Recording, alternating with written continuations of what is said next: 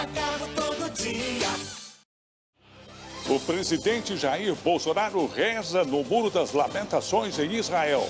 É a primeira vez que um chefe de Estado estrangeiro visita o local ao lado do primeiro-ministro israelense. Embaixador da Palestina quer que o Brasil também abra escritório de comércio no lado oriental de Jerusalém. Ataque a carro forte na Universidade Estadual da Paraíba deixa 2 feridos à bala. 4 assaltantes aguardavam o veículo aqui no hall de entrada, disfarçados de estudantes. Pelo menos 15 mulheres acusam tatuador preso em Belo Horizonte de assédio sexual.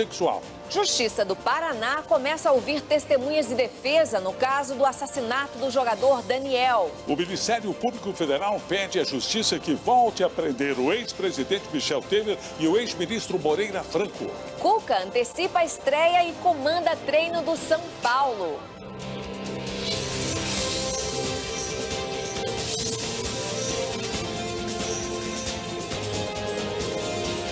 Está no ar o SBT Brasil, com Carlos Nascimento e Raquel Sherazade. Boa noite. Boa noite. Vídeos que fazem parte da investigação sobre o DJ Renan da Penha mostram o rapaz ao lado de criminosos durante um baile funk no Rio de Janeiro. O mandado de prisão contra o DJ já foi expedido e ele pode ser detido a qualquer momento. Pressiona alguns com colete à prova de balas.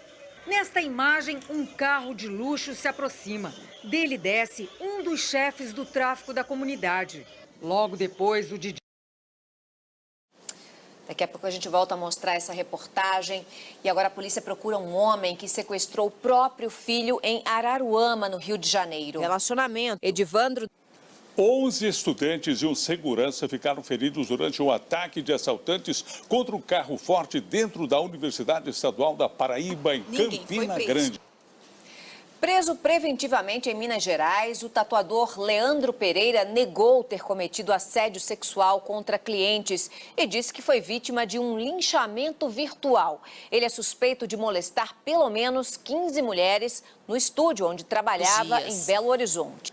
Nas últimas 48 horas, 3 mulheres foram assassinadas no Rio Grande do Sul. Os feminicídios cresceram 30% no estado entre 2017 e 2018.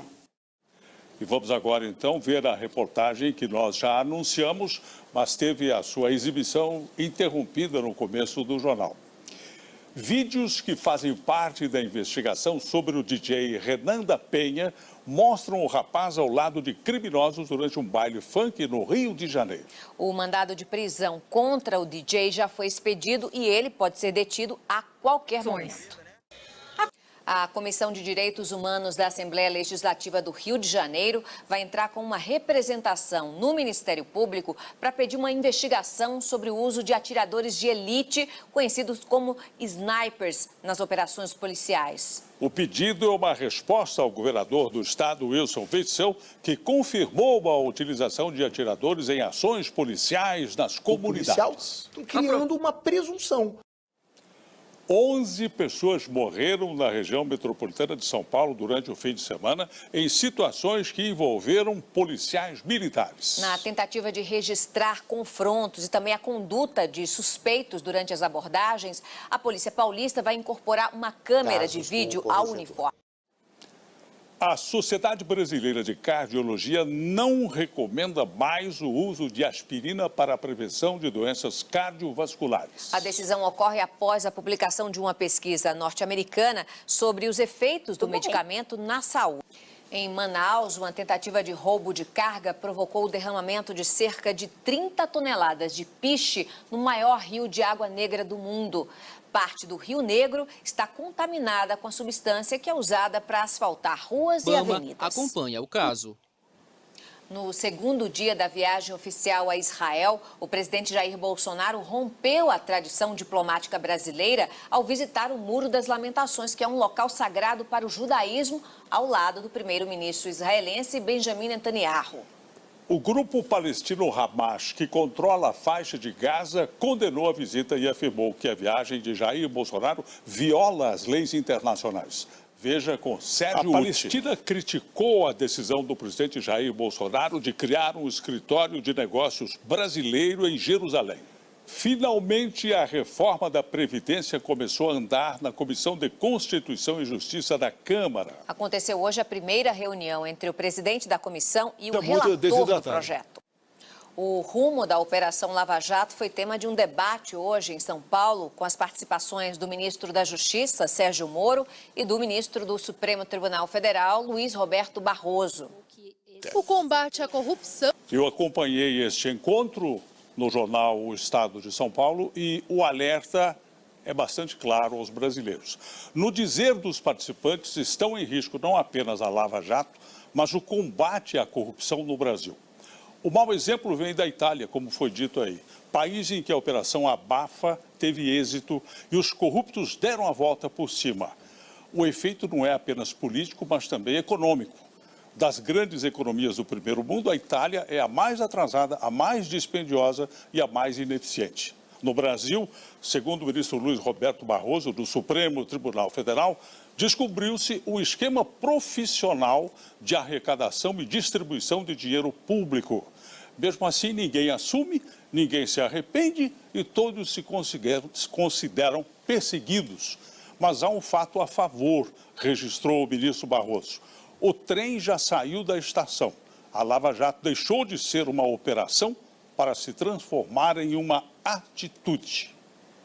O Ministério Público Federal recorreu contra a revogação das prisões preventivas do ex-presidente Michel Temer, do ex-ministro Moreira Franco e de outros 6 denunciados por corrupção nos contratos da usina Angra 3, no Rio de Janeiro. O pedido foi encaminhado ao desembargador Ivan Atier, do Tribunal Regional Federal da 2ª Região, que soltou os acusados na semana passada e pode levar a decisão para a primeira turma do Supremo. A defesa de Temer disse que espera a cassação definitiva da prisão preventiva pelo colegiado. Os advogados de Moreira Franco afirmaram que veem com naturalidade o recurso do Ministério Público. E veja em instantes. Cuca se antecipa e já comanda treino no São Paulo. A gente volta já já.